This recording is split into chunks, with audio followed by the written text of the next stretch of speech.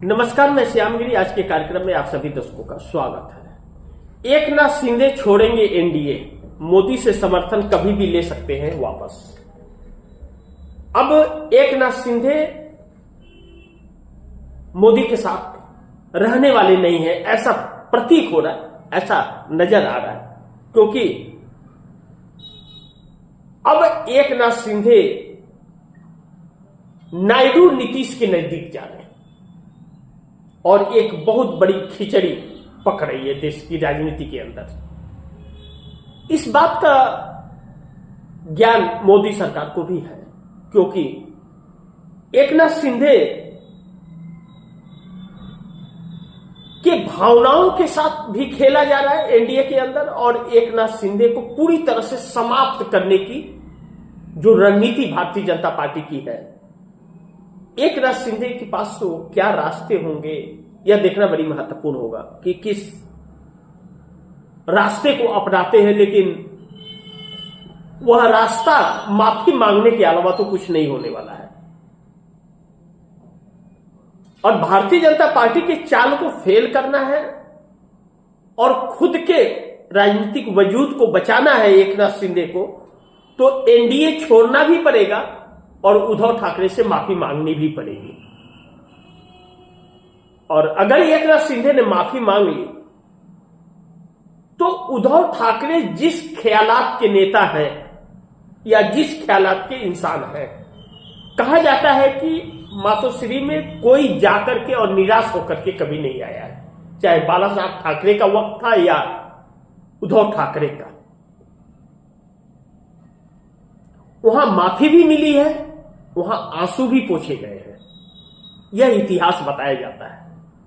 और उन परंपराओं को उद्धव ठाकरे निभा रहे हैं, कहा जाता है। तो एकनाथ शिंदे को अगर भारतीय जनता पार्टी से के प्रताड़ित होने से बचना है इसके कहर से, तो इन्हें उद्धव ठाकरे के शरण में जाना ही पड़ेगा।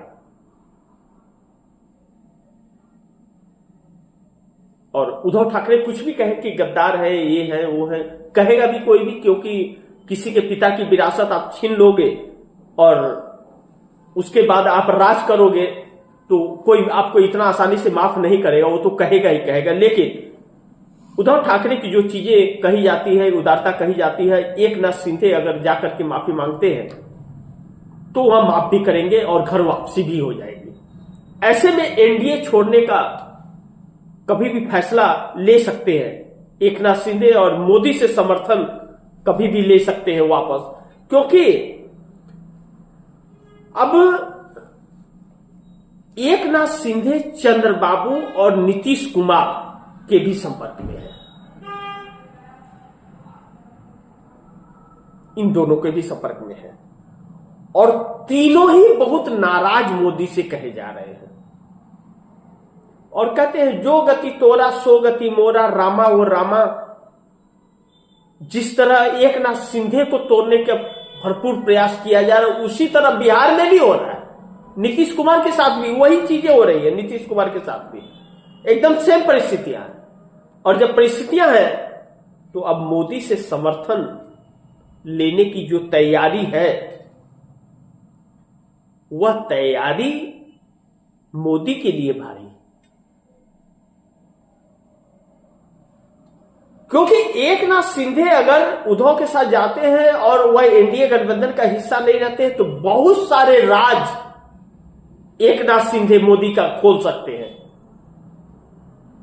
क्योंकि जो चुनाव हुए और आरोप लगे हैं कि 1 करोड़ वोटों की हेराफेरी हुई है, और किस तरह से हेराफेरी हुई है, क्या क्या हुआ है, एकनाथ शिंदे खोलेंगे। एकनाथ शिंदे जगदीप धनखड़ तो है नहीं कि जगदीप धनखड़ तो आसमान ले लिया या जमीन खा गई, कौन खा गया पता ही नहीं चला, बीच से गायब हो गए जगदीप धनखड़। तो एकनाथ शिंदे को तो वैसे गायब नहीं कर पाएंगे। और फिर वहां से नरेंद्र मोदी की उल्टी गिनती शुरू होगी, जो नरेंद्र मोदी सरकार के लिए बड़ी मुश्किल में डालने वाली होगी। अब कहा जा रहा है कि एकनाथ शिंदे की तरफ से यह बयान आया ही था, एकनाथ शिंदे की पार्टी के नेताओं ने बयान दिया था कि हम एनडीए गठबंधन में रहेंगे या नहीं रहेंगे, इसका फैसला हम जल्द करेंगे। अब यानी कि समर्थन वापसी के पूरी तरह से अब एकनाथ शिंदे ने रणनीति बनानी शुरू कर दी है। कब और कैसे वापस लेना है, इस पर रणनीति बनाई जा रही है। और कहीं न कहीं कहा जा रहा है कि यह एक बहुत बड़ी खिचड़ी है। यह उद्धव ठाकरे को भी पता है कि शरद पवार के जरिए कि एकनाथ शिंदे घर वापसी करेंगे और शरद पवार के संपर्क में है। इसीलिए भारतीय जनता पार्टी अब कहीं न कहीं राज ठाकरे और एक उद्धव ठाकरे पर डोरे भी डाल रही है।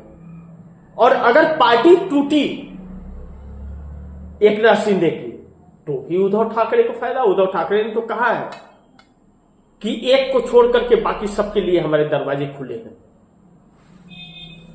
गलती किए तो किए, आकर के माफी मांगे तो मैं माफ भी करूंगा।